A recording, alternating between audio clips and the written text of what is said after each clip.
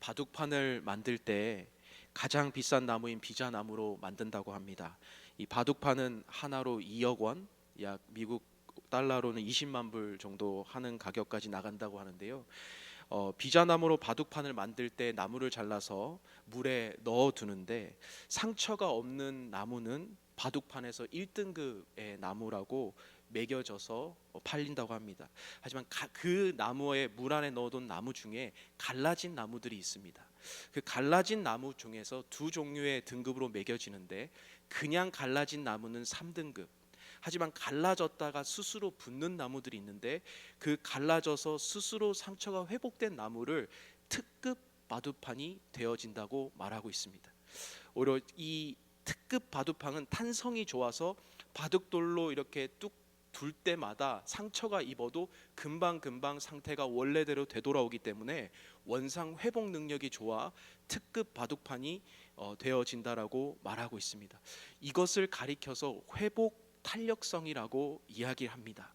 회복 탄력성은 시련과 역경, 어떤 상처에도 금방 원래 자리로 돌아오는 능력을 이야기하고 있습니다. 우리는 살면서 많은 어려움을 경험합니다. 때론 상처도 당하고 우리가 죄를 짓고 어려움을 당하기도 합니다. 그럴 때마다 우리에게 필요한 것은 그것에 대한 애통함과 주저앉음이 아니고 상실함이 아니라 다시금 원래의 자리로 되돌아오는 능력이 중요하다는 것이죠. 죄를 짓지 않는 사람이 없습니다. 어려움과 고난을 당하지 않는 사람이 없습니다. 하지만 중요한 것은 신앙인에게 있어서는 다시금 원래 자리로 되돌아오는 능력, 하나님의 그 자리로 돌아오는 능력이 우리에게 중요하다라는 사실입니다. 저는 오늘 저와 여러분이 오늘 이 회복 탄력성, 영적인 회복 탄력성이 회복되어지는 이 새벽 아침이 되시기를 간절히 축복합니다. 본문의 배경은요, 이 다윗이 밧세바를 범하는 음란과 또 자신의 충직한 부하 우리아를 죽이는 죄를 범하였죠. 그 범하고 숨겼던 죄까지 가리려고 했었던 이 다윗의 범죄를 나단 선지자가 꾸짖는 장면으로 여러분 사무엘하 11장과 12장에 등장하고 있습니다. 오늘 이 나단의 책망을 통하여 가장 먼저 이 다윗의 아이를 치는 장면과 함께 이 다윗의 반응들이 등장하고 있는 것이 오늘 본문입니다. 여러분, 이 죄의 결과를 통하여 어려움을 경험할 때 다윗이 어떻게 먼저 반응하죠? 하나님 앞에 가장 먼저 금식하고 밤새도록 엎드립니다. 같이 밥을 먹자고 이러면 몸이 상한다고 하는 그분들의 많은 주변의 신하들의 만류에도 불구하고 이 다윗은 금식의 자리로 나아가고 자신의 방 안에 들어가서 눈물과 함께 하나님과 씨름하는 장면을 우리는 볼 수 있습니다. 여러분, 다윗은 애매한 고난을 당하는 것이 아니라 죽음으로도 갚을 수 없는 정말 큰 잘못을 저질렀습니다.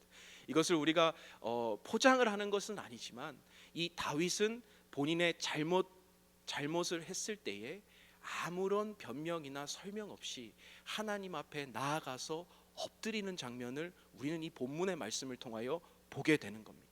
여러분, 이 장면을 보면 어떤 장면과 대비되어서 생각납니까? 사울과 대비되어서 생각이 나죠. 사울은 자신이 잘못했을 때에 어떻게 되냐면 하나님 앞에서 제사를 마음대로 행하는 죄, 또 여러 가지 자신의 교만을 드러냈던 죄를 짓고도 사울은 반성함과 후회함이 없습니다.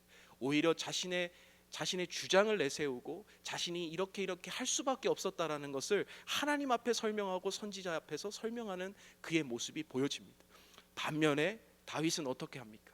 자기가 하나님 앞에서 금식하며 엎드리는 장면이 우리에게 나타나 있습니다. 자신의 직면한 어려움 앞에 솔직히 잘못을 인정하는 이 모습이 오늘 저희들이 배워야 하는 장면이 아닐까 생각이 듭니다. 시편 51편에 이 다윗이 엎드려서 기도했던 장면이 등장을 하는데요, 우리가 너무나 잘 알고 있는 시편 51편입니다. 여러분, 그 엎드림과 기도의 고백의 내용이 가볍습니까? 저는 그 시편 51편을 보고 그가 이 엎드림으로 다윗이 나아갔던 그 장면을 보았을 때는요, 하나님 앞에 자신의 생명을 걸어놓고 나아갔던 모습이 보여져요. 그리고 다윗은 그의 시편 51편의 구구절절이 내 죄악을 지워 주소서, 나의 죄를 제거하여 주소서, 주의 목전에서 악을 행하였습니다, 죄악 중에 출생하였습니다, 죄를 씻어 주십시오, 모든 죄악을 지워 주십시오라고 하는 그의 철저하게 고백하는 이 고백 속에서 잘못을 뉘우치는 장면을 저는 보게 되었습니다. 여러분, 이민사회에서 생활하다 보면 성도들이 가끔 이런 말을 하는 것을 듣게 됩니다. 절대 먼저 잘못했다라고 이야기하면 안 돼. 잘못을 인정하면 책임을 져야 돼. 그렇기 때문에 비즈니스를 하시다가도 때로는 어떤 상황 속에서도 잘못했다라는 이야기를, 내가 잘못했다라는 이야기를 듣기 쉽지 않습니다. 왜냐하면 내가 잘못했다라고 하면 내가 책임을 지는 것을 넘어 법적인 책임까지 져야 하기 때문에 그렇죠. 하지만 여러분, 성경에서는 그렇게 말하고 있지 않죠.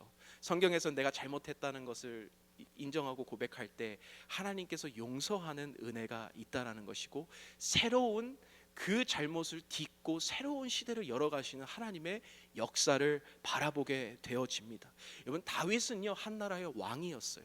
그리고 한 여인을 취하고 한 부하를 죽음에 모는 것 자체가 그 시대 상황에서는 문제가 없었습니다. 하지만 다윗은요, 하나님이 나단 선지자를 통하여 책망하였을 때 그 책망을 겸허하게 듣고 인정했다는 사실에 우리는 다윗의 위대함을 발견할 수 있다라는 거죠. 하나님께서 너 잘못했어, 너 이거 잘못된 행동이야 라고 했을 때 내 신분이 왕이고 내가 모든 것을 할 수 있는 존재임에도 불구하고 다윗은 엎드렸습니다. 그는 내가 잘못했다라고 고백하고 하나님 앞에 시편 51편을 통하여서 구구절절하게 자신의 잘못을 인정하고 고백하는 장면이 있습니다. 여러분, 근데 문제는 무엇이냐면요, 이렇게 왕이, 한 나라의 왕이 자신의 체면까지 구기면서 하나님 앞에 엎드리면 조금 용서해주고 그 아이를 구해줄 법도 한데요, 하나님께서는 이 아이가 죽는 것으로 오늘 스토리가 끝이 납니다. 저는 오히려 이 한 아이가 죽음에서 그 기도에 응답이 되어지지 않는 모습을 통하여 더 고민하며 묵상하게 되었습니다. 왕이 자신의 부끄러움을 무릅쓰고 엎드리고 금식하고 하나님 앞에 나아갔는데 하나님이 체면을 세워준 것이 아니라 아이를 데려갔다는 거죠. 근데 이때 다윗의 행동을 보면 참 놀랍습니다. 20절에 다윗은 이렇게 이야기합니다. 다윗이 땅에서 일어나 몸을 씻고 기름을 바르고 의복을 갈아입고 여호와의 전에 들어가서 경배하고 왕궁으로 돌아와 명령하여 음식을 그 앞에 차리게 하고 먹은지라. 여러 가지 설명을 적고 있어요. 근데 이 모습이 어떤 모습이에요? 훌훌 털고 그 전에 자신의 아이 앞에서 금식하며 매달렸던 모습을 이제 하나님의 결론이 지어지고 난 이후에는 하나님 앞에서 깨끗이 씻어낸 모습입니다. 여러분, 이것이 매정한 아빠의 모습입니까? 저는 오히려 그 구구절절히 하나님 앞에서 안타까움과 또 슬픔을 참고 있는 아빠의 모습이 보여지지만 동시에 하나님을 인정하는 다윗의 모습을 보게 되는 겁니다. 깨끗이 승복하고 하나님 앞에 슬프지만 그것을 인정해 나가려는 그의 모습, 저는 기도의 응답이 노였지만 그것을 받아들이고 인정하는 그의 모습을 통하여 참된 신앙인의 모습을 발견하게 되었습니다. 평생을 살아도 지울 수 없는 상처를 가지고 살아가야 할 텐데도 불구하고 왕으로서 하나님 앞에 간절히 기도했고 그 결과를 겸허하게 받아들이는 그의 모습, 하나님께서는 그의 모습을 이렇게 결론 내지 않고요, 하나님께서는 다시금 아이를 낳게 되었는데 선지자가 그 아이의 이름을 여디디야, 여호와께서 그를 사랑하셨다라는 뜻을 가지고 여전히 하나님께서 다윗을 사랑하시고 그의 자녀를 사랑하시고 있음을, 하나님의 뜻을 보여주고 계시는 모습을 보게 되어집니다. 다윗은 죄를 지어 그 책임을 지게 되었지만 솔직히 회개하고 그 결과를 하나님 앞에 수긍하는 모습을 통하여서 진정한 신앙인의 모습을 우리는 발견하게 되어지며, 이 모든 여정과 과정 끝에 하나님이 없어 계시는 것이 아니라 하나님이 여전히 함께 사랑으로 그를 사랑하시고 계심을 우리는 보게 되어진다는 것이죠. 저는 오늘 이 다윗이 가지고 있는 회복 탄력성, 자신의 어떤 상황과 아픔 속에서도 다시금 원래의 상태로 돌아가는 이 회복 탄력성, 어떻게 지닐 수 있을까라는 것을 두 가지로 오늘 살펴보려고 하는데요. 첫 번째는요, 그에게 있어서는 문제가 생기면 용기를 내어 솔직히 기도하는 그의 모습, 부르짖음의 신앙이 있었다는 거예요. 부르짖음의 신앙. 다윗은 위기를 모면하려고 하지 않았어요. 그의 삶에 있어서 핑계대거나 변명하지도 않았어요. 그는 잘못을 인정하였습니다. 그리고 용기를 가지고 최선을 다하여 부르짖었던 그의 모습을 통하여 그는 다시금 새로운 인생과 새로운 역사를 열어갔던 그의 모습을 보게 되어집니다. 똑같이 죄를 저질렀습니다. 그러나 한 인생은 하나님께서 버리신 인생이 되었던 사울처럼 되지 않고, 한 인생은 그 과거에 반복된 실수를 딛고 새로운 인생을 열어가셨던 하나님의 그 역사를 보게 되었다는 거죠. 여러분, 결국은 이 어둠의 터널을 지나서 하나님이 새로운 아이를 주시고 하나님이 여전히 사랑하시는 것을 확인되어진 이 다윗의 모습을 보게 됩니다. 여러분, 성경의 인물 중에서도 많은 실수를 하게 됩니다. 삼손이라는 인물도 마찬가지로 나실인으로 태어났지만 하나님 앞에서 정결하게 살고 그 목적대로 사명을 이루며 살아가지 않고 한 여인에 빠져서 쾌락을 일삼다가 눈이 뽑혀 끌려가는 그의 모습을 보게 되어지죠. 그러나 그의 마지막에 간절한 부르짖으며 하나님과 씨름하며 자신의 솔직한 고백 속에서 하나님 한 번만 힘을 더하여 주시면 제가 하나님의 마지막 사명을 이루겠다는 그의 이 삼손의 고백처럼 그는 삼손은 마지막 수치를 회복하게 됩니다. 베드로 역시도 마찬가지로 예수님을 저주하고 예수님을 부인합니다. 그러나 그의 모습 통하여서 하나님을 진정으로 용기 있게 마주하며 그의 고백함을 통하여서 하나님께서는 그의 인생을 다시 한번 세워주는 모습을 우리는 보게 되어집니다. 늘 우리의 삶 가운데 과거의 어두움과 우리의 과거의 죄악이 우리의 발목을 잡습니다. 그것이 또한 때로는 우리의 삶을 자꾸 주저앉히게 합니다. 여러분, 우리의 삶에 있어서 그것에 있어 도망칠 것인가 아니면 씨름할 것인가 오늘 우리에게 있어서 결정해야 할 것이죠. 다윗은 그것을 외면하거나 도망치지 않고 그것을 붙잡고 씨름하였습니다. 고통과 아픔의 자리로 들어갔습니다. 부르짖음의 삶으로 나아갔습니다. 그럴 때에 하나님께서는 그 결과를 새로운 인생을 여는 하나님의 은혜로 채워주셨다는 것을 보게 되어지는 겁니다.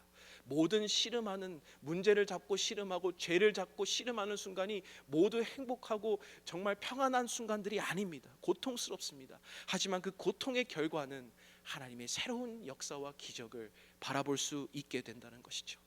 사울은 신접한 여인을 통하여 자신의 삶을 어떻게 해달라고 부르짖습니다. 자신의 미래를 보여달라고 부르짖습니다. 그러나 여러분, 피조물이 피조물에게 찾아갈 때는 아무런 해답을 줄 수 없는 것이죠. 피조물은 창조주에게 가야 하나님의 해답을 얻을 수 있습니다. 우리의 죄를 저질렀을 때, 우리의 문제를 만났을 때 그 문제와 죄를 해결해 줄 수 있는 창조주에게 나아가시기를 간절히 소망합니다. 그 창조주 앞에 부르짖을 때 하나님께서 여러분 우리의 삶에 새로운 계획과 역사를 시작하실 줄로 믿습니다. 여러분, 두 번째는요, 어떠한 하나님의 응답도 받아들이는 신앙이 중요합니다. 받아들임의 신앙이죠. 부르짖음의 신앙과 받아들임의 신앙입니다. 저는 받아들임의 신앙이 무엇이라고 생각을 곰곰이 해보았을 때 이러한 생각이 듭니다. 바로 하나님의 영역 인정해 드리기. 하나님의 영역을 인정해 드리기. 하나님이 노라고 했는데 우리는 계속해서 예스라고 말합니다. 하나님이 노라고 했는데 우리가 하나님이 아니면서도 자꾸만 하나님의 영역처럼 하나님 앞에서 예스라고 주장을 하는 거예요. 기도할 때 보면 그래요. 하나님이 노라고 했어요. 기다리라고 했어요. 그러나 하나님 앞에 저는 예스라고 이야기하는 우리들의 모습을 보게 되는 거예요. 근데 다윗을 보면요, 최선을 다하여 기도하고 노력했고요, 하나님이 결과가 노라는 것을 받아들이는 거예요. 자신의 자식이 죽은 것까지도 받아들이는 모습을 보게 되어집니다. 여러분, 22절 23절의 그 모습을 잘 적고 있죠. 이르되 아이가 살았을 때는 내가 금식하여 운 것은 혹시 여호와께서 나를 불쌍히 여기사 아이를 살려줄지 누가 할까 생각함일거니와 지금은 죽었으니 내가 어찌 금식하랴 내가 다시 돌아오게 할 수 있느냐 나는 그에게 가려니와 그는 내게로 돌아오지 아니하리라 하는지라. 죽음과 생사화복의 문제에 있어서 하나님 앞에 있음을 깨끗이 인정하는 거예요. 여러분, 다윗은 하나님이 원하시는 것을 너무나 잘 알고 있어요. 그것은 무엇이냐면 늘 인간의 범죄는 하나님의 영역을 침범하는 것이었습니다. 내가 하나님처럼 되는 것, 내 삶을 하나님처럼 내가 주관하는 것이 늘 우리의 죄의 가장 본질적인 문제였어요. 그리고 우리는 각자 하나님 앞에 아무런 영역 속에 묻지 않고 결정하는 것, 그게 우리의 죄 아닙니까? 그 아담의 죄와 바벨탑의 죄도 하나님과 같이 되려고 하는 인간의 죄부터 시작됐다라는 거예요.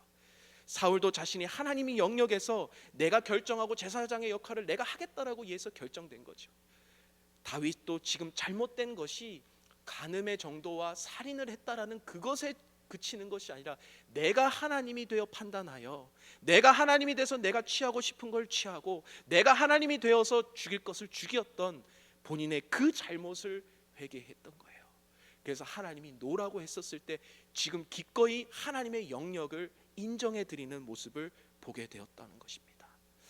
여러분, 우리의 모습 속에서 하나님께서 노라고 말하는 그 대답, 우리의 기도의 응답이 되어지지 않았을 때 여러분의 반응은 어떻습니까? 하나님을 떠나기도 하지 않습니까? 때로는 기도를 멈추고 예배를 안 나오기도 하지 않습니까? 또한 내 자녀를 내가 마음대로 할 수 있다고 생각하며 오늘도 내 자녀를 이렇게 하라고 내 뜻대로 움직이고 있지는 않습니까? 여러분, 하나님께서 움직이시기 전에, 또 하나님께서 때로는 치시기 전에 우리는 하나님의 영역을 인정해드리고 하나님의 주권을 세워드리는 오늘의 우리의 결단이 필요할 줄로 믿습니다. 하나님은 하나님이신 거죠. 우리는 피조물이고 우리는 하나님의 백성인 겁니다. 우리가 하나님과 같이 되어지는 것은 말이 되어지지 않습니다. 우리가 하나님의 형상을 닮아 지음받았다고 해서 하나님이라는 것은 아니죠. 하나님은 분명히 피조물과 창조주의 경계선을 그어 놓으셨습니다. 여러분, 우리의 가장 늘 신앙들의 문제가 우리는 이렇게 기도하면 응답받는다, 기도하면 무조건 응답받는다, 그것이 아니죠. 기도하면 응답이 되어지는데 하나님의 응답을 우리는 받아들일 준비도 동시에 해야 되는 것입니다. 하나님의 분노와 책망이라도 우리가 원하지 않는 응답이라도 받아들일 때 우리에게 있어서 새로운 시대와 인생이 열린다는 것입니다. 여러분, 하나님의 영역 인정해 드리기, 이것이 바로 다윗이 가졌던 위대함일 줄로 믿습니다. 우리의 삶에 응답이 안 올 때가 많습니다. 신문의 문제로 십수년을 기다리고, 자녀의 문제와 건강을 위해 몇 년을 기다리신 분, 기도하신 분, 사업장이 잘 되도록 기도하시는 분, 사업장이 구하는 분들, 여러분, 많은 기도 제목이 있지만 인간적인 마음에서는 모두가 다 응답되었으면 좋겠습니다. 그러나 하나님께서는 그것이 지체되거나 노라고 말씀하실 때는 반드시 더 좋은 것을 계획하고 계심을 여러분 믿으시기를 간절히 축복합니다. 말씀을 마무리하면서요, 신앙생활을 잘한다는 것은 얼마나 잘 회복되는가입니다. 얼마나 잘 원래 상태로 돌아오는가입니다. 그래서 영적 회복 활력성이 강한 사람, 이를 위하여 부르짖음과 받아들임이 잘 되어지는 신앙이 되어야 할 줄로 믿습니다. 부르짖음은 문제와 고난을 정직하고 용기 있게 마주하는 자세일 거고요, 받아들임은 어떠한 결과도 하나님의 영역을 인정해드리며 받아들이는 우리의 수용성이 될 것입니다. 그리고 우리의 삶 가운데 여러분, 부르짖어도 하나님께서 노라고 하실 때 받아들이고 그것을 하나님의 영역을 인정해드리는 여러분 하루가 되시기를 간절히 축복합니다. 함께 기도하시겠습니다.